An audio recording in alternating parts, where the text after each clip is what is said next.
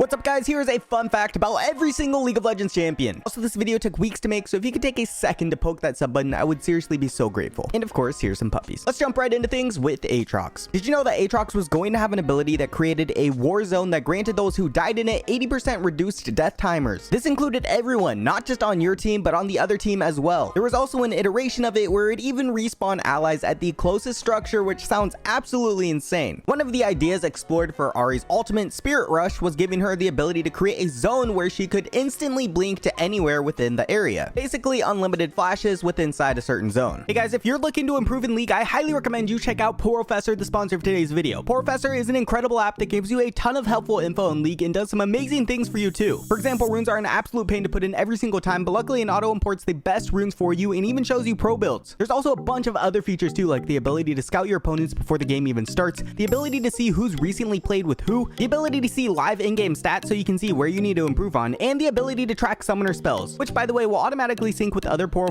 users. There's now even a new meta window that comes up in queue that shows you all the best champions right now. Anyway, seriously guys, check out Poro. It's 100% free to use, so make sure to download it using my link below. Alright, back to the video. Did you know that Akali was going to get a complete voiceover and it even made it to the PBE, but Riot just decided to scrap it entirely? This was the old voice. I was trained to kill since I could walk. And this was going to be the new one. I was trained to kill since I could walk. Akshan's E heroic swing was actually a rip-off of Camille's hookshot that was made up 5 years ago. They already had this idea in mind, but they just couldn't find a way to make it usable for anyone else until Akshan came along. Alistar's bell hits at 150 beats per minute, which also means if you take any song at 150 beats per minute, it should work with Alistar's cowbell.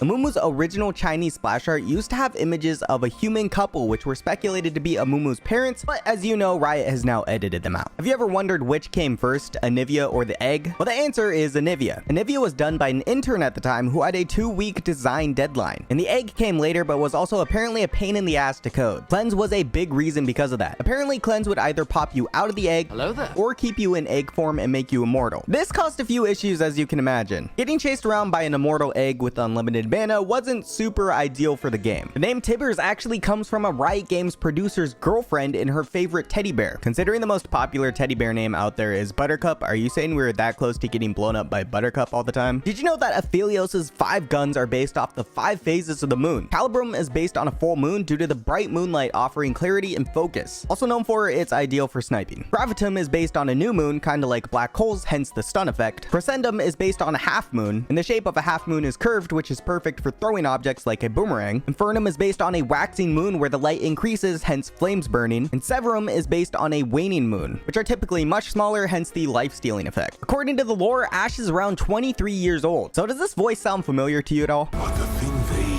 do best is beg for mercy. Well, that's probably because he's the same guy who voices Madara from Naruto. Wake up to reality.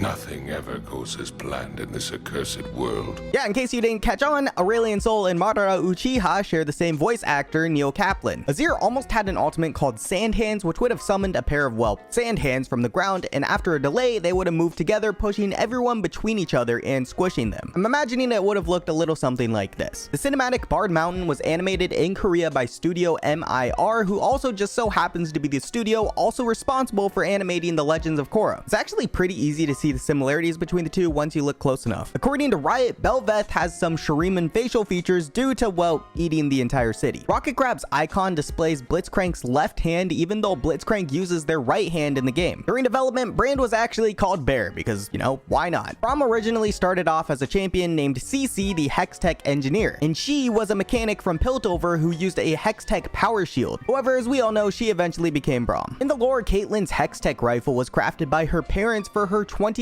birthday. Apparently, Camille can play the cello vina, which I'm assuming is an instrument similar to the cello, and that is also apparently her favorite spare time hobby as well. This was made by a fan and what pool party cast could potentially look like. The mermaid vibe is actually a pretty smart idea. A long time ago, Riot added in a joke item called Yordle Saddle for April Fools, where any Yordle champion could buy the item to ride Cho'Gath in game. Part of me really wants this to be an actual item. Corki's Reconnaissance Operations Frontline, aka Rafflecopter, was created by Heimerdinger. If you've ever thought Darius and Garen's spin skins and alts were similar, well, you're right, mainly because his E and alt were inspired by Garen's kit. Diana's hair is actually naturally dark and just became white after she became an aspect host. The 154 in the bottom right of Dr. Mundo's Mr. Mundoverse skin is a reference to the amount of champions that were in the game at the time he was released. Draven was heavily inspired by WWE wrestlers, hence the phrase, "Welcome to the League of Draven." When Lunen's Tempest used to be called Lunen's Ekko, Ekko would say these voice lines when he bought the item. It's like it was made for me. And how could I not buy this? Which was obviously a play on them having the same name. Elise is actually the reincarnation of a cancelled champion named Priscilla. Eve's current title, Agony's Embrace, was actually the name of her old ultimate. It was just brought over as her title for a rework. Porcelain Ezreal's dance is a reference to the cat vibe meme, and it's pretty amazing if I do say so myself. The old Fiddlesticks had a quote where he said, "I haven't got a brain,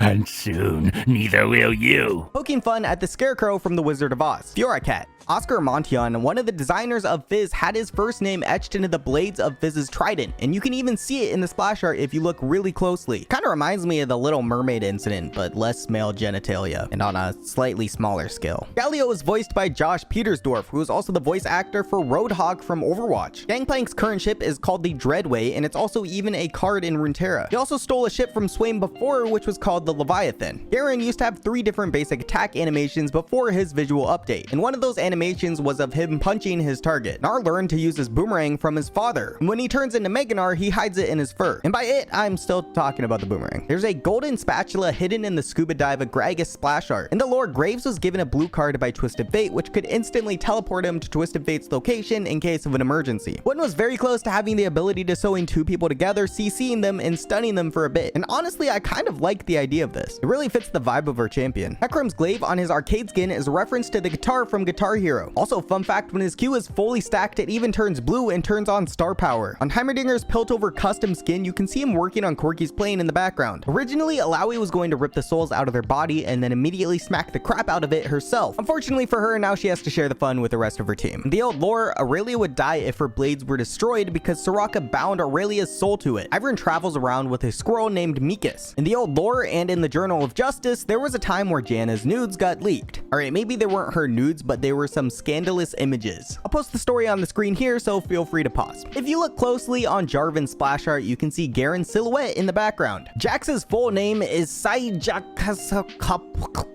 Yeah, on second thought, you can just read it. The first name is his birth name, the second name is his mother's name, the third name is his father's name, the fourth is his occupation or social standing, and last is his clan name. Very informative, but I think I'll just stick with Jax. Jace's title, the Defender of Tomorrow, is a reference to Superman, the Man of Tomorrow. This is actually a really cool one. Did you know that Jin's login theme is built around 4 note motifs? It's written in a 4/4 time signature, and each bar is separated into 4 distinct beats.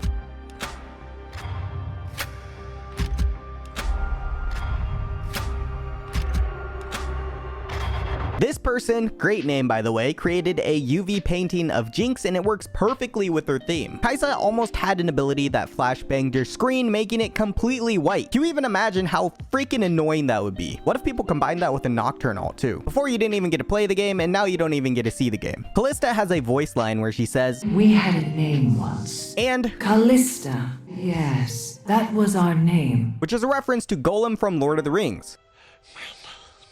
Kerma. In Season 5, there was a bug where Karthus could stay in his death-defying state forever, and he held a 87% win rate because of it. Honestly, I'm kind of surprised this wasn't any higher. I'm assuming it was just the people who were playing normally who were losing, but if you managed to lose while abusing this bug, that'd be kind of awkward. Before fairly recently, Kassadin was disabled for every ultra rapid fire because his ultimate would make it almost impossible to catch and kill him. And in order to let him back in, they substantially nerfed his ult cooldown. In 2012, Katarina used to get an additional running animation when she bought tier 1 boots, and you can still see it from her champion spotlight. The reason why Kill was updated with lighter armor was because Riot wanted her to be seen as squishy instead of tanky. The blood splatters from Kane's weapon started as water splatters in Riot's campus showers. Just when you thought it was bad already. The Damwon Gaming Kennen skin represents Nagri, their top laner, and since Nagri means raccoon, they decided to make Kennen look like a raccoon in the skin. However, something that has nothing to do with raccoons is that less than 20% of you now watching are not subbed, so if you're enjoying, please consider doing so. Thanks guys. In the game mode Invasion released back in 2017, Kha'Zix was retextured and renamed Jumpy Slashy Monster. The wolf on Kindred and Gangplank are voiced by the same person, Matthew Mercer. During development, Kled was just Gnar riding on top of a very tiny pink Hecarim. His Q, instead of a bear trap, made a cone shape that swiped 3 times. His W was a Caitlyn and Rengar trap combined. His E is actually pretty much the same as it is today, and his ult was exactly like Riven's. He even had Riven's sword and it looked a little big on him. Pretty cool to see how things started out though. Kog'Maw's dance is a reference to the cartoon One Froggy Evening, and this is a side-by-side comparison. LeBlanc currently has a higher win rate as a support than a mid laner by a whole percentage. A 47.4% win rate in the mid lane and a 48.3% win rate as support. Both pretty terrible though. The skin Muay Thai Lee Sin and Lee Sin's in-game auto animations are actually based off of Muay Thai, a real form of Eastern combat. It's a brutal ring fighting sport and has the highest rate of in-ring injuries and deaths. It's native to Thailand and it's evolved from two-hand sword fighting. This is one of the first concept art pieces of Leona, and I'm not gonna lie, there's something really off-putting about her face. It just kind of creeps me out. In development, Lily's passive also used to have a heal in addition to the max health damage and everything it already does now. Because Lysandra can't see, it's speculated that she uses echolocation to guide herself around. It also may be the reason why she screams when she's casting abilities. One of Lucian's very first slogans given to him in development was "When in doubt, thumb it out." Should definitely still be a thing. The dragons from Dragon Trainer Lulu are a reference to Spyro. Anyone old enough to remember Spyro? No, just me? Cool. When Porcelain Lux was first released, they released Lux with 2 right hands. Sadly, Riot went ahead and corrected their mistake, but it was fun while it lasted. FPX Malphite's recall animation was thought up and inspired by Doinby's dance. Yeah, apparently that guy dances, and he also challenged Caps to a dance-off. Instead, Caps' father responded back with his own dance moves after that. Go Caps' dad, I guess. During development, Malzahar was called Malzahar. Shocker, right? But later in PvE, he was changed to Alzahar. But of course, he was eventually changed back. Only 0.2% of the League of Legends player base mains Maokai, and the player with the highest masteries on Maokai is Squiggle from NA, who has over 10 million points. Squiggle has also played over 1,600 games of Maokai this season, almost all of which is in ranked. Rest in peace. If you type help I accidentally into the Google search bar, there is a good chance that one of the top suggestions will be help I accidentally fed Master Yi. You probably can even get it to pop up with even less. I could do it with just help I, and I promise I did not search it ahead of time. Let me know in the comments if it worked for you. Misfortune's lore and her backstory on how her parents were killed and how she's out for vengeance was inspired by Inigo Montoya from The Princess Bride. My name is Inigo Montoya. You killed my father. Prepare to die. Did you know that Mordekaiser was almost going to be a walking building instead of what we're familiar with today? Seriously, one of the visual designs for him was to be a miniature version of the immortal Bastion from Noxus, meaning his shoulders would be towers and his armor would be like walls. This is the Mord we could have had. Think we took an L on this one, guys. Did you know that Morgana was almost going to get stronger over time with levels like Kill does now? Because they're sisters, it kind of makes sense, but instead of her getting more damage, she would have gained more movement speed and spell vamp. Not too long ago, Nami was actually featured in a skin product commercial for La Mer as a part of a Wild Rift collaboration. They chose Nami because a lot of their product is actually made from seaweed. Anyways, I guess Nami is now officially a cover girl or something like that. Infernal Nasus's dance is a reference to Snoop Dogg in his infamous dance. You get it because Snoop Dogg is a dog and Nasus is a dog.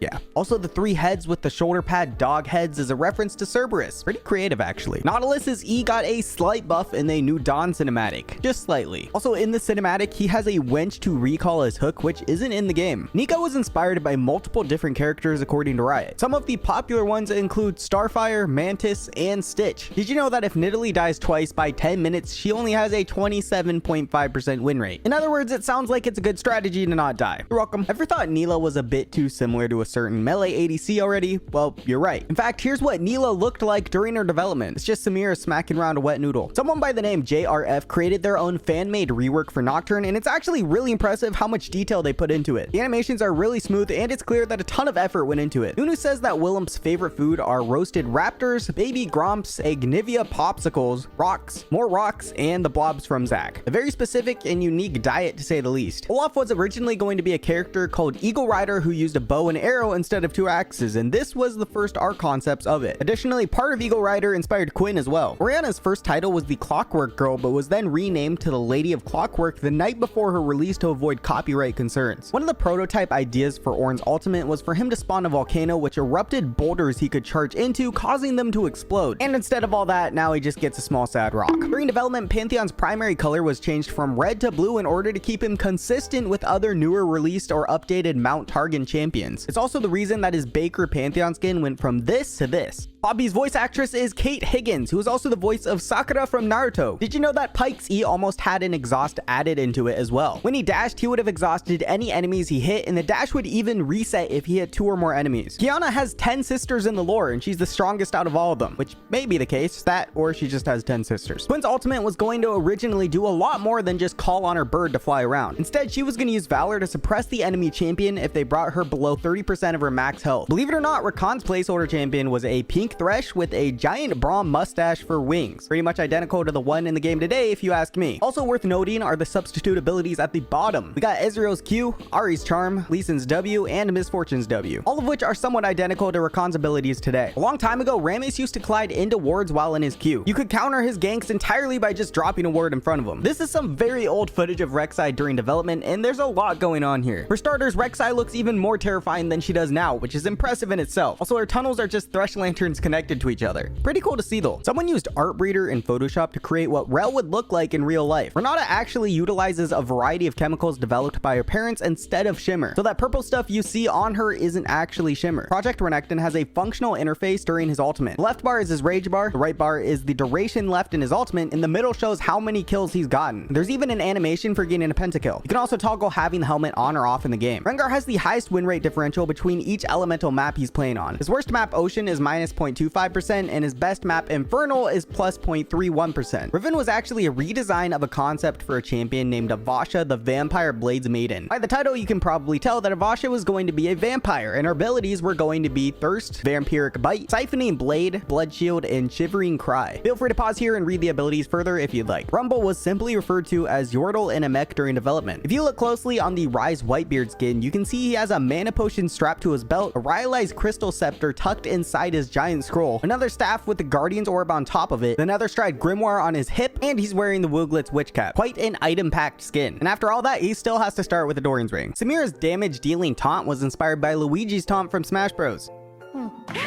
Did you know that if you use the Poro Rider Sejuani skin, you can start the game with 2 Poro snacks instead of 1? When it came to Senna's weapon, the animators had to create a scale version of her gun in real life to help get a realistic idea of how someone would move carrying a weapon of that size. It helped take the animations from bopping enemies with an oversized club to shooting them with her massive dingling thing. Seraphine's auto attacks come from her snapping, not throwing magic or something. Just snaps. Set's voice actors are kinda stacked. The original voice actor is Xander Mobus, known for his role as the announcer in Super Smash Bros. Ultimate and King Arthur in Smite. And Set's Japanese voice actor is Takehito Koyasu, best known for his role as Zeke Yeager for Attack on Titan. Also, both voice actors played roles in JoJo's Bizarre Adventure franchise, which is a huge inspiration behind Set's design. There was a Ronald McDonald Shaco skin created a long time ago by Killer Skins, and it's pretty freaking terrifying. The boxes are burgers, and it's like all your childhood nightmares come flooding back to you. Shen's title, the Eye of Twilight, is the title for the leader of the Kinku Order. The person is entrusted with the sacred duty of watching the stars and exercising judgment untainted by prejudice. Seems like he's doing a pretty good job considering he was ready to sacrifice a kid to a rock. Also, this comment is just gold. Technically speaking, Shyvana is one of the champions that can infinitely stack. Her passive Fury of the Dragonborn grants her bonus armor and magic resistance for each dragon she kills. Singed was actually based on a real-life chemist named Fritz Haber. Haber, like Singed, was a huge proponent of chemical warfare and created many deadly gases used on the battlefields of World War I. So this is an interesting one. Old Scion, like pre-rework Scion, used to actually have a double-sided axe. However, during a patch, the back of the axe completely vanished and they couldn't figure out why. So instead of finding out where the back of the axe went, the artist just removed the back half from the splash art, and now Scion just has a one-sided axe. Pizza Delivery Siver doesn't just swap colors when you swap chromas, but also the pizza toppings. There's pepperoni, of course, Hawaiian, veggie, sardines, meat and bacon, pesto, margarita, and they even have half and half pizzas. Kind of insane, actually. Skarner is voiced by David Lodge, who is also the voice actor for Ivern as well. Sona's ultimate when using the arcade Sona skin is a reference to Dance Dance Revolution displayed explained all the arrows in different directions. Did you know that Soraka used to restore mana? On top of all that, her jacket used to change color between pink or yellow depending on which team she was on. One of Swain's scrapped abilities that was tested was a version of his passive that would replace his trinket with a Raven trinket that would provide bonus movement speed and vision in an area. Kind of like Kallista's W actually. Sylas was going to have an ability where he would absorb damage he took for a few seconds and then detonate it against enemies. Kind of like Set's W. If Syndra throws blue buff, she'll get refunded 10 mana and the ability's cooldown will be lowered by 1 second. Did you know that when you eat and then spit someone out as Tahm Kench, it actually shows some writing on the shield, which is a contract you're making with Tahm Kench for saving your life? A pretty subtle but cool little detail. Talia's favorite ice cream flavor is Rocky Road.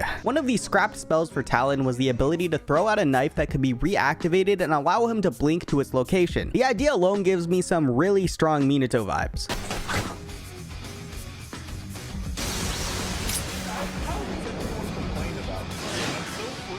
You're telling me Talon could have been the gray flash on the Rift? Missed opportunities. If you look at Surfer Cinch splash art, you can see that he carries around a bottle of Tark's tropical tan sunscreen. Holy crap. Surfer Cinch splash art. Surfer Cinch splash art. Jesus. Riot Games' official Twitter shares Teemo facts throughout the day every year on Teemo Day, which is February 21st. Peacekeeper Thresh was very close to becoming a thing, but it was said that there wasn't enough fear and dread that they were looking for in the Thresh skin. With that being said, this was actually the concept art drawn up for it. The little demon Tristana skin was originally going to have a devil Teemo as the bomb, and it was going to look something like this. Trundle's recall animation is a reference to the Winter is Coming pose from Game of Thrones. In the lore, Tryndamere's sword was passed down from his father, who had it passed down from his father, and so on. Tryndamere said his father's words of wisdom were, "Master using it and you can have this." And the quote itself is actually from the original Legends of Zelda game for NES. If you look closely on the Pool Shark splash art, you can see that Twisted Fate has a bounty of 10 million. Yeah, so I don't really have any commentary for this one. It's just, yeah. Never mind. Before the VGU, the Scuttlecrab had more animations than Udyr's base skin. Because a lot of you weren't around for the old Urgot, I thought I'd show you how his old ultimate worked. After all, he was reworked all the way back in 2017. Basically, you'd be able to swap places with your opponent. It would show these arrow animations on the ground and then you would swap spots. It was actually kind of busted. Also, just watching this kind of reminds me how ugly Urgot was. Sorry, bro. Varus's Q piercing arrow is a rework of Tristana's old draw a beat ability, which would reduce her movement speed to increase range. This is Vayne being developed back in the day. It even looks like she has a full bow in one of these. And this is Vayne as a potato. Also, fun fact, I know I've mentioned this before, but in case you didn't know, Vayne was almost canceled because she used to have a hat, and they couldn't figure out a good way for her to properly wear it. Eventually, they just got rid of it though, and everyone was happy. In the Journal of Justice, Veigar attempted a heist of the Yordle mothership with some magically enchanted balloons. It was like Up, but with a Yordle, and without the house, and he's trying to rob people. Alright, so maybe not like Up, but they have balloons, so they still have that in common, I guess. Veigar ultimately failed with the heist and used the balloons to escape. Not without Teemo trying to shoot him down though. During development, Vel'Koz was called Professor Eyebeam. Personally, I kind of like this name more. There's a Vex with 1,474,284 mastery points already, and this champion hasn't even been out a year yet. They're just on that grind, I guess. I don't think this is canon anymore, but back in the day, Vi weighed in at 8,140 pounds with her gauntlets on. Those are some massively thick gauntlets. Holy crap. Diego almost had an ability that allowed him to possess his allies and move them around the map. Sounds like a terrible idea. Victor's name means winner and conqueror in Latin. Vladimir's biography was written by a contest winner named Blood Magix as a reward for her victory in Riot's 2017 Polycount Creative Contest for Narrative. Kind of freaking crazy when you think about it. Volibear, and more specifically armor bears, were one of the most controversial topics back in early League. I'm talking like 2009 early. Everyone seemed to be raging against the idea of armored bears. They even did multiple polls before his release, and an overwhelming majority voted for the OMG armored bears are the suck, why are you even suggesting this option. In other words, Volibear is probably one of the most controversial champions released. Except you, Seraphine. You'll always be number one in our hearts. Moving on, Hyena Warwick is referred to as level 11 Warwick in Taiwanese localization due to him referencing Hogger from World of Warcraft, who over there is a level 11 elite. Wukong's favorite food is peaches. Xayah was originally going to have some profanity in her voice lines, and it even made it to the PBE. Shit. Chipped a nail. More annoying little shits. Unfortunately, Riot thought it was too much, but apparently they changed their mind later when they released this thing. Well, my foot wanted to meet your ass. and I'm about to give them a shotgun wedding. This person made a mock version of what Space Groove Xerath could look like. Jin Zhao. Yasuo players have the highest AFK rate out of any champion in the game at 1.1%. The second highest are Xin Zhao players. Yone was going to have a special animation when he got a pentakill that even made it to the PBE, but it was removed because of the small chance that you could lose the game from it. Honestly, I think this is a cool little touch, but I could see how this could get annoying, especially if you need to take an objective. In 2015, Yorick and Poppy, for that matter, were actually removed from the free champion pool because Riot deemed them as anti-fun champions. Yeah, seriously. Basically, no one wanted to play with or against them, so Riot forced them to be unpopular. Feels bad, man. Yumi's attaching ability, or otherwise known as her W, You and Me, was originally tested with Xayah and Rakan. When one of them died, their spirit would attach to the other and would allow you to keep playing. It's kind of creepy, honestly. I'd much rather have a cat on my shoulder than my dead lover. Just saying. Zac stands for Zon Amorphous Combatant. Apparently, Zed kissed Shen's fiance Yevnai before leaving the Kinku Order, and later killing Master Kushu. On top of that, Yevnai begged Zed to run away with her, but he refused. Then the engagement of Shen and Yevnai were called off after Zed murdered Kushu. League lore drama. Good stuff. During development, Zeri's Spark Surge was just going to be a tumble that ignored walls. So I guess she'd be able to pop inside walls like Kayn maybe? Who knows? Ziggs's E Hextech Explosive Minefield was originally conceived as Ziggs's ultimate, but was later replaced with Mega Inferno Bomb. I'm imagining that if his E really were his ult though, it would have been a little bit more explosive. Did you know that Zillion's got a grandfather clock hidden in the middle of his massive round clock and other gears? The grandfather clock idea was actually in his original development art concept too, along with some bells apparently. Zoe's scarf is knitted from the wool of an Urbok, not to be mistaken for an Ewok, though I'm sure they make for some comfy The player with the highest mastery points on Zyra is Ori Rani from the UNE server with 7.8 million mastery points. And with that, that is every single champion this video took literally forever to make. So if you enjoyed and could take a second to hit that sub button, I would seriously be so grateful. Thank you so much for watching, and I'll see you next time. A ginormous shout out to my tier 3 patrons, Stefan, Knocktack, and James, and a massive shout out to Dr. Bronze for becoming a tier 4 patron. Thank you so freaking much. And thank you so much to all my other incredible patrons. Seriously, can't thank you guys enough. All right, bye.